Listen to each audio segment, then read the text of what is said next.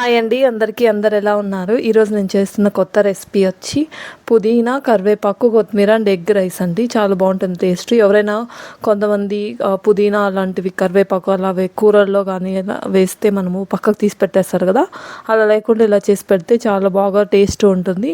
మొత్తం తినేస్తారండి. ఫస్ట్ మనము కొత్తిమీర కరివేపాకు పుదీనా 2 పచ్చిమిర్చి వెల్లుల్లిపాయ కొంచెం ఎర్రగడ్డ కట్ చేసేసుకొని పీసులుగా అవంతా మనము మిక్సీ పట్టేసుకోవాలండి. తర్వాత కొద్దిగా ఆయిల్ వేసేసుకొని ఇలా మిక్చర్ని కొంచెం సేపు కలిపేసుకొని దాని తర్వాత పసుపు, కొద్దిగా గరం మసాలా, కొద్దిగా ఉప్పు వేసేసుకొని మంచిగా కలిపేసుకోవాలండి.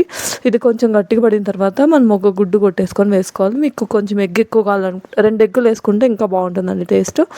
ఇలా అంతా మిక్చర్ని కలిపేసుకునేసి మనము రైస్ ఆల్రెడీ వండి పెట్టేసుకుంటాం కదా, ఆ రైస్ని వేసేసుకొని కలిపేసుకోవడమే.